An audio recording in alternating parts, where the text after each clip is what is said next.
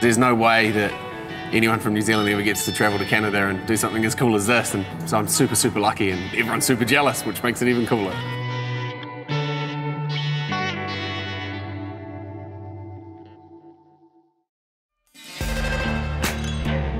Tonight is the premiere for the Moto Social Toronto.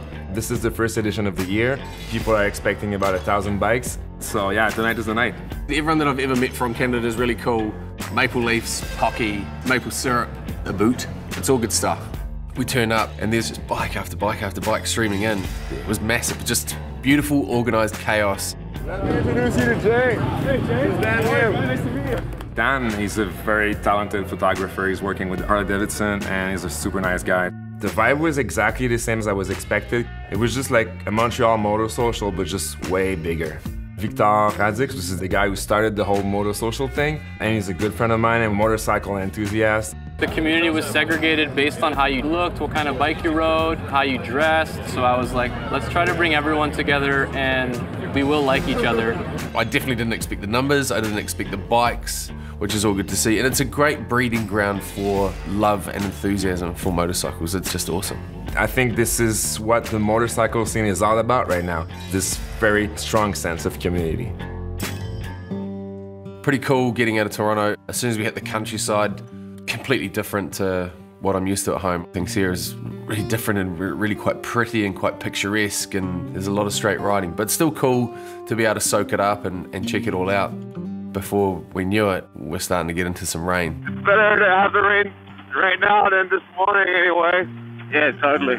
Not like we've got any really sharp corners to ride around to slide out on. Yeah. We headed on to this place called the Biker Church, which is completely different to any other church that anyone would ever see. It looks like a motorcycle clubhouse. Hillbilly and the pastor were just such awesome guys. Hillbilly talked through his whole life story and how he had a really interesting path of sort of not so great choices.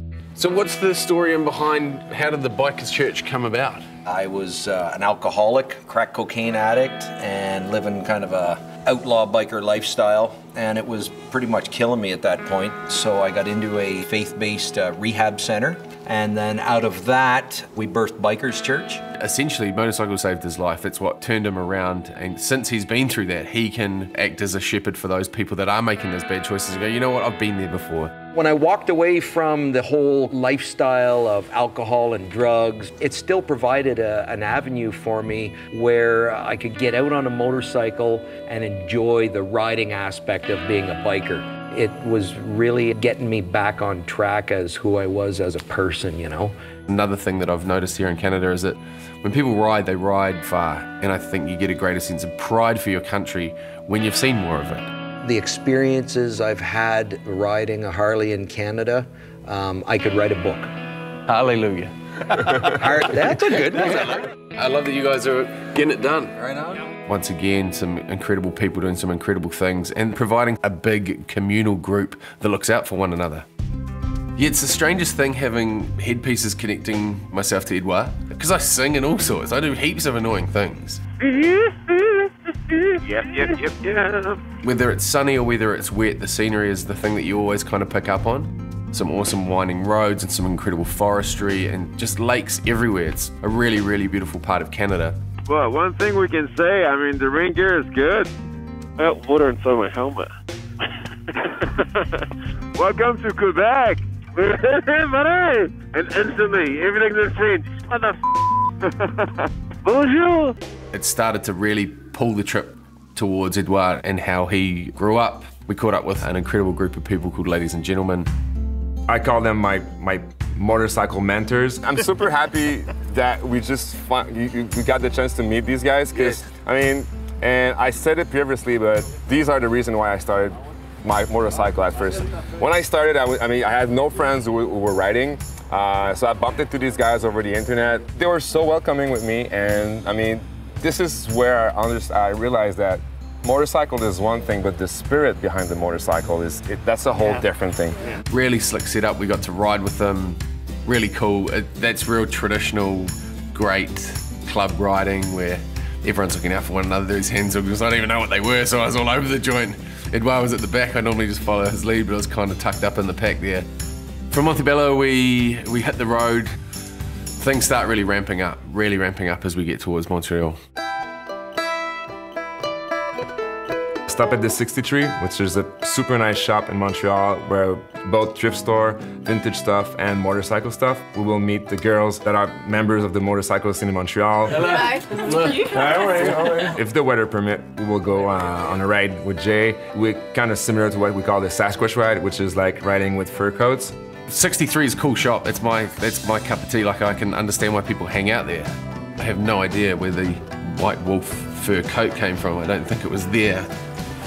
Oh my goodness! Oh, man. We just run this one then. Yeah. Okay. I mean, on the lowrider ass. What do you think of that? You look like a Sasquatch.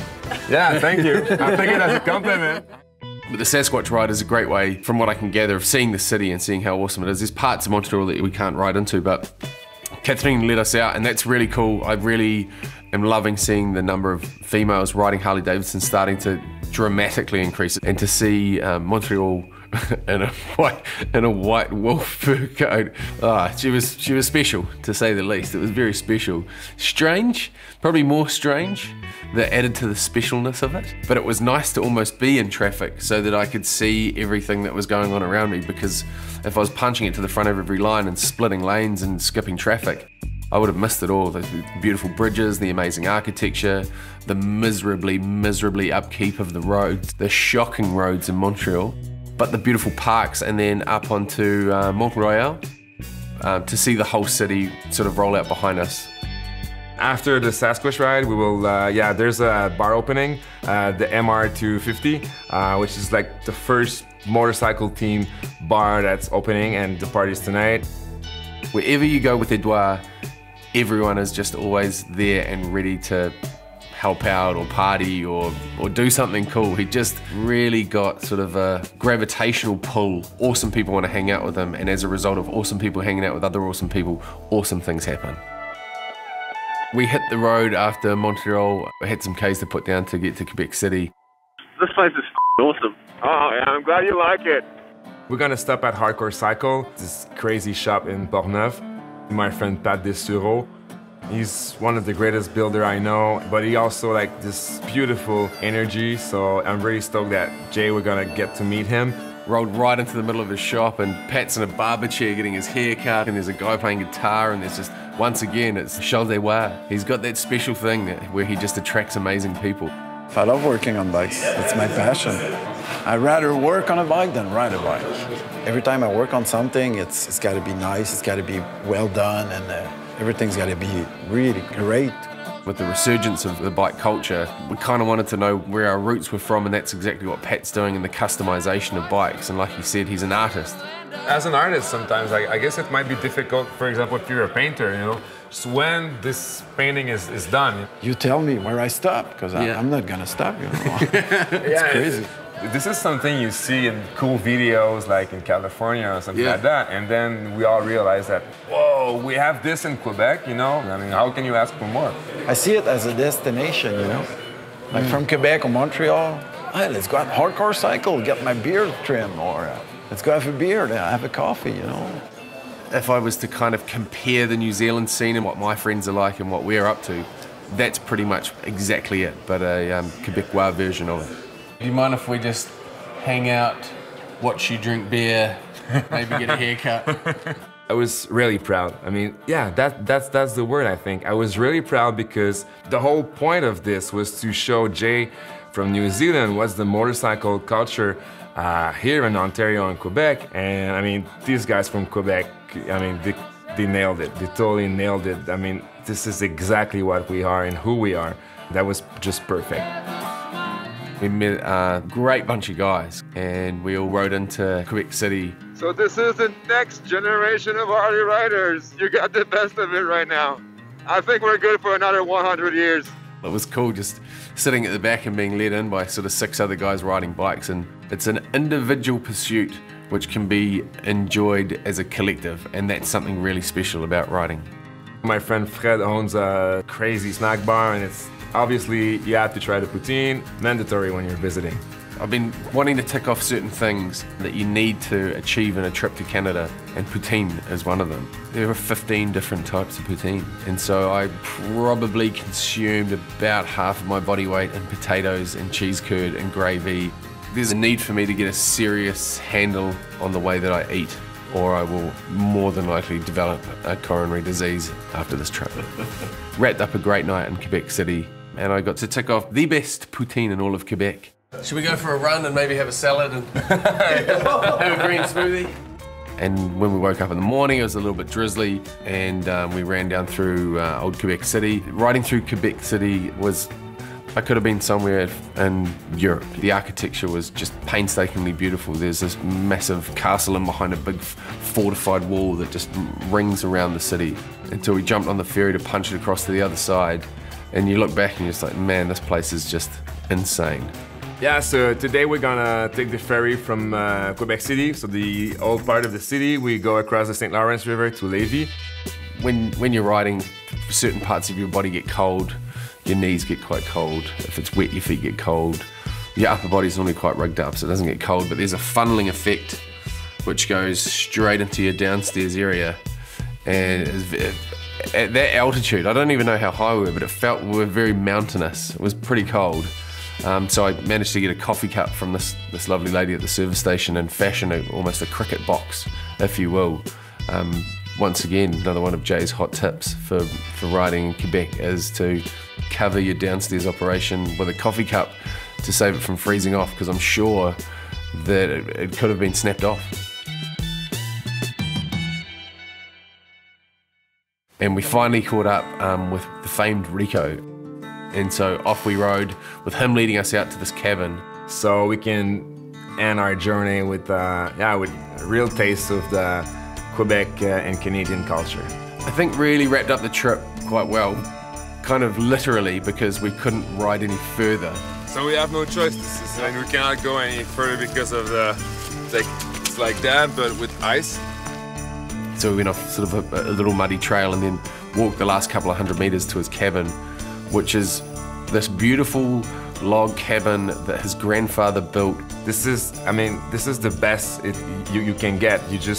You ride all day and you just end up with a fire pit, a couple of beers, some friends, the view over the lake, and this really genuine and raw energy at the same time.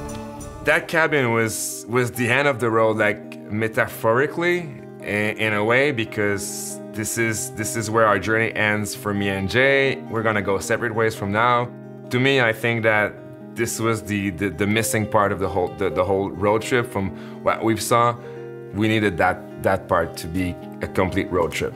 You think you know who you are, you think you know what you live into, but when you have someone from the outside just come in and say, I like this is so cool, wow, you got that. It's like, yeah, I mean, that's all I know, but now, I mean, I'm gonna have a different perspective on it, I think. It's just been the raddest trip, man, and you know, you put together a mad slice of heaven for me to experience, and for that, man, I'll be forever grateful. So, cool, man. Cheers, bro. Cheers. A couple more of these. Yep.